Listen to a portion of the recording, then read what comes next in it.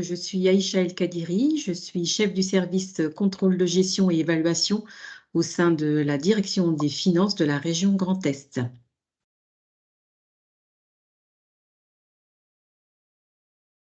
Donc, le portail des aides a été mis en œuvre, on a démarré mi-2017 avec un dispositif pilote qui concernait les bourses de mobilité internationale des étudiants. Et on a poursuivi le déploiement de manière progressive, tout d'abord avec l'accompagnement de MG10 pour pouvoir monter en compétences. Et une fois que, voilà, qu'on était euh, compétent qu'on maîtrisait complètement l'outil, on a pu déployer de manière plus importante. Et aujourd'hui, on a plus de 150 téléservices qui sont en production.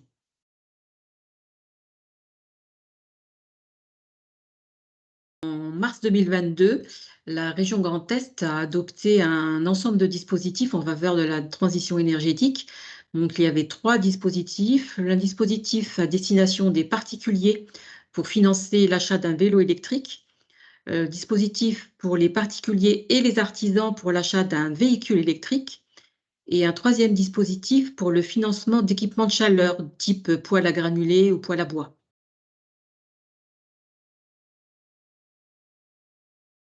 Dans le cadre de la mise en place de ces 3 dispositifs, on a été confronté à 2 contraintes majeures. La première, c'était une contrainte de temps, puisque les dispositifs ont été votés par l'Assemblée en mars et ils devaient impérativement démarrer, enfin être ouverts au public dès le mois d'avril. Courant avril. Et on a eu aussi, bien évidemment, une contrainte de volume, puisque le nombre de dossiers qui était estimé était de 16 900 dossiers, sur l'ensemble des 3 dispositifs. Donc l'externalisation de l'instruction, elle s'est imposée, car on n'était pas en mesure d'absorber cette charge aussi rapidement.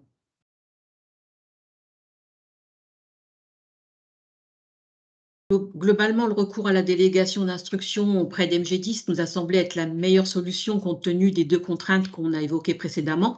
Donc la contrainte de temps, hein, ça devait démarrer au bout d'un mois, un mois et demi. Et puis la contrainte, bien évidemment, de volume qu'on n'était pas en capacité d'absorber. Alors les avantages, c'est que ça nous a permis d'utiliser notre propre plateforme, donc d'avoir un suivi en temps réel des traitements réalisés. On avait accès à l'ensemble des données.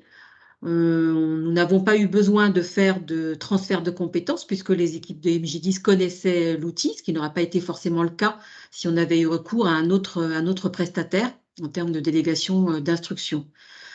Autre avantage aussi, c'est que la délégation d'instruction a été couplée avec l'assistance aux usagers par le centre de relations usagers, ce qui a permis de mutualiser la connaissance pour mieux répondre aux usagers et parfois aussi d'ajuster les téléservices en fonction des cas qui ont été rencontrés.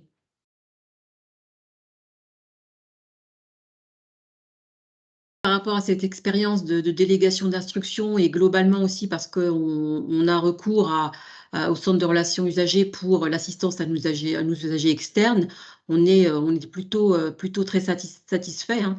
Il y a une bonne synergie entre les équipes de la région et puis le centre de relations usagers avec des points réguliers, que ce soit sur la délégation d'instruction en tant que telle, mais aussi de manière plus générale sur l'ensemble des dispositifs qui sont suivis par le centre de relations usagers. Donc ça se passe plutôt bien.